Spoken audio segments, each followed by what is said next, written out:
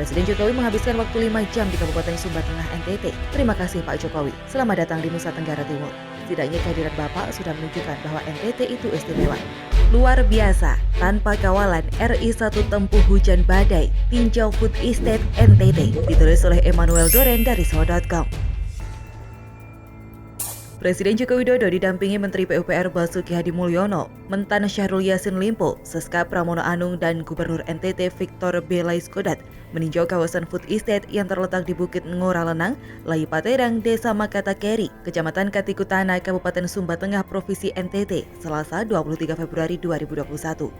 Kementerian PUPR bersama dengan Kementerian Pertanian saat ini tengah mengembangkan program food estate di Provinsi NTT yang diharapkan menjadi lumbung pangan baru di luar Pulau Jawa dan menjadi salah satu program strategis nasional atau PSN 2020-2024. Hujan deras mengguyur lokasi food estate di Desa Makata Keri, Kecamatan Katikutana, Kabupaten Sumba Tengah, Provinsi Nusa Tenggara Timur, ketika rombongan RI1 Joko Widodo tiba. Dengan mengenakan kemeja putih tanpa kawalan Jokowi seorang diri berjalan menempuh hujan deras menyusuri area sawah yang menjadi lokasi food estate.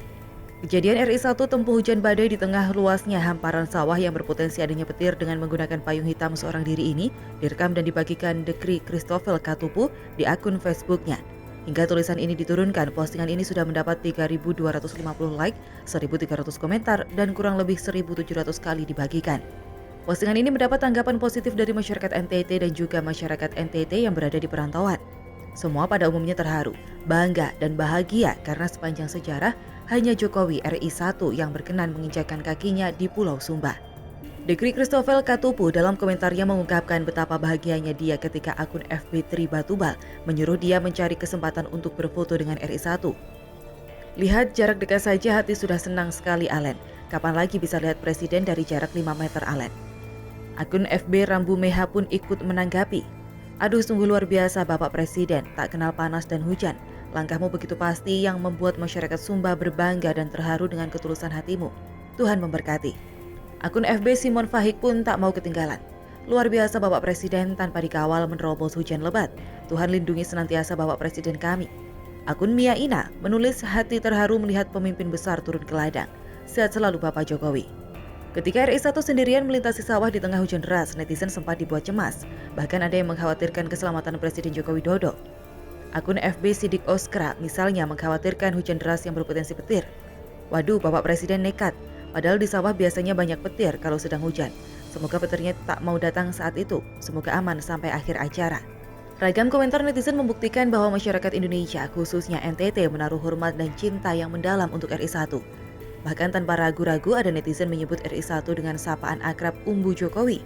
Akun FB Deborah Hunga berkomentar, hujan badai bukan halangan. Umbu Jokowi tetap yang terbaik sudah. Akun FB Rambu Astri menulis, Tuhan melindungimu Bapak Umbu Jokowi. Selain ungkapan haru, ada juga permintaan agar RI1 maju lagi 3 periode. Lucy Dominic menulis dalam logat dan bahasa setempat, Pak D luar biasa, 3 periode suge. Selain mengomentari aksi RI1 tempuh hujan dan badai, ada juga netizen yang perhatiannya malah fokus mengomentari warga yang merapat ke area sawah. Wati Surono yang mengkhawatirkan keadaan padi menulis dengan nada bercanda. Tanggung jawab yang injak padi W yang langsung ditangkis akun FB Yosin Rambu dengan komentar yang tak kalah lucu. Intinya bisa lihat langsung, padinya itu urusan kemudian. Presiden Jokowi menghabiskan waktu 5 jam di Kabupaten Sumba Tengah, NTT. Setelah meninjau lokasi food estate, beliau kemudian terbang ke Kabupaten Sika, Provinsi Nusa Tenggara Timur untuk meresmikan bendungan Napun Kete. Terima kasih Pak Jokowi. Selamat datang di Nusa Tenggara Timur. Setidaknya kehadiran Bapak sudah menunjukkan bahwa NTT itu istimewa.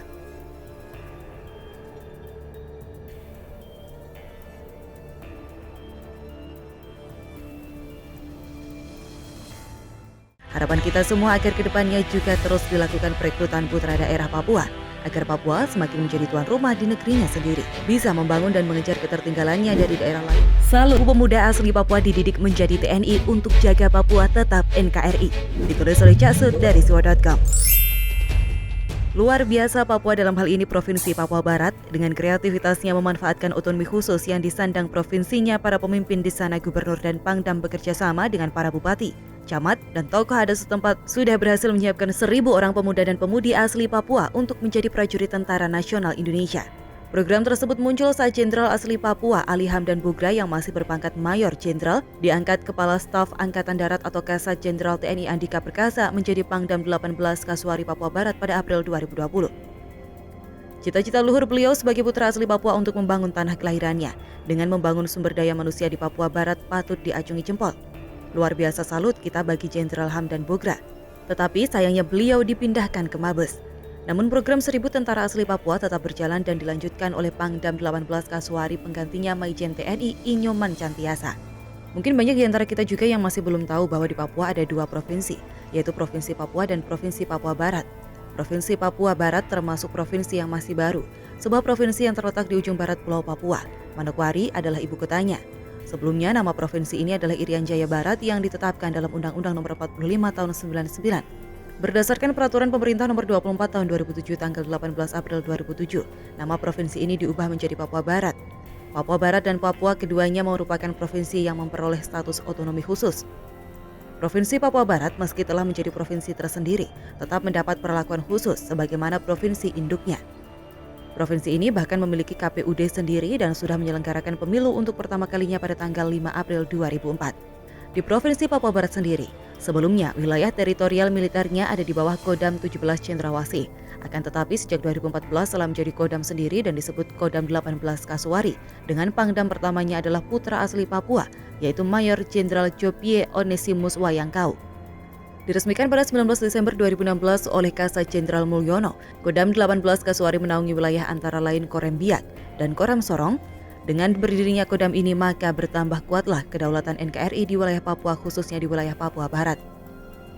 Akan tetapi tentu saja dengan berdirinya Kodam 18 Kasuari ini diperlukan tenaga-tenaga prajurit baru yang bisa mengisi pos-pos yang ada. Yang terbaik adalah prajurit yang berasal dari tanah Papua sendiri. Untuk itu sebagaimana yang telah dituliskan pada paragraf pertama bahwa Pangdam 18 Kasuari kedua yaitu Maijen Ali Hamdan Bogra telah menetapkan untuk merekrut 1000 orang pemuda dan pemudi Papua asli untuk menjadi anggota TNI yang nantinya akan ikut serta berperan aktif menjaga kedaulatan wilayahnya.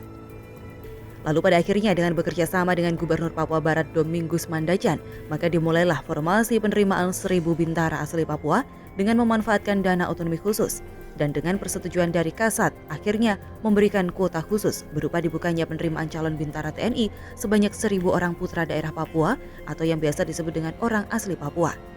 Kemudian dikarenakan daya tampung pusat pelatihan militer di Kodam Kasuari yang masih terbatas yaitu sekitar 500 dan tenaga pendidiknya pun juga masih terbatas sehingga diputuskan bahwa para calon prajurit bintara akan dilatih dan dididik di berbagai kodam di seluruh Indonesia, mungkin di Jawa atau Sumatera. Ke-1000 pemuda dan pemudi itu akan disebar ke Rindam 3 Siliwangi Bandung sebanyak 330 siswa, ke Rindam 4 Diponegoro Semarang sebanyak 240 siswa, ke Rindam 5 Brawijaya Surabaya sebanyak 260 siswa, dan ke Rindam Jaya Jakarta sebanyak 130 siswa. Sisanya sebanyak 40 adalah pemudi asli Papua akan dididik di Pusat Pendidikan Wanita Angkatan Darat.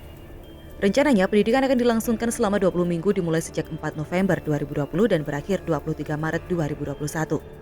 Menurut Pangdam 18 Kasuari, daerah teritorial seperti kodim-kodim di wilayahnya personelnya masih didatangkan dari Pulau Jawa dan beberapa pulau lainnya di Indonesia. Dalam hal ini, satuan BKO teritorial yang di wilayah adalah satuan-satuan tugas yang saat ini mengisi kodim-kodim persiapan yang ke depan akan dijadikan kodim definitif. Diharapkan para pemuda asli Papua tersebut setelah pendidikan akan menempati pos-pos tersebut. Harapan dan cita-cita dari Legend Ali Hamdan Bogra yang sudah tidak menjabat Pangdam 18 Kasuari dan sekarang sudah diangkat oleh Kasat menjadi koordinator staf ahli Kepala Staf Angkatan Darat di Mabes tersebut akhirnya terwujud dan 1000 orang putra-putri asli Papua sudah mulai dikirim ke pusat-pusat pelatihan militer. Kedepannya, kodim-kodim di wilayah teritorial Kodam 18 Kasuari akan diisi oleh putra dan putri asli Papua. Mungkin awalnya 1000 putra dan putri Papua asli, kedepannya bisa lebih akan menjadi 3000 personel, bahkan bisa lebih. Harapan kita semua agar kedepannya juga terus dilakukan perekrutan putra daerah Papua, agar Papua semakin menjadi tuan rumah di negerinya sendiri. Bisa membangun dan mengejar ketertinggalannya dari daerah lain dan tetap menjaga agar menjadi bagian dari NKRI. Dan tidak ada lagi manusia-manusia oportunis yang menjual nama Papua untuk kepentingan pribadi.